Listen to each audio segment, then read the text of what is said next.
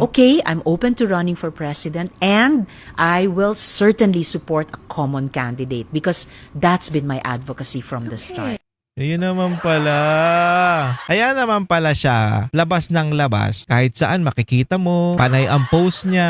Okay lang sana kung ikaw, ganun ka talaga. Parang nitong mga nakaraan lang si Madam, post ng post. Aliwat kanan. Pati yung paglalakad niya dun sa hallway ng Senate.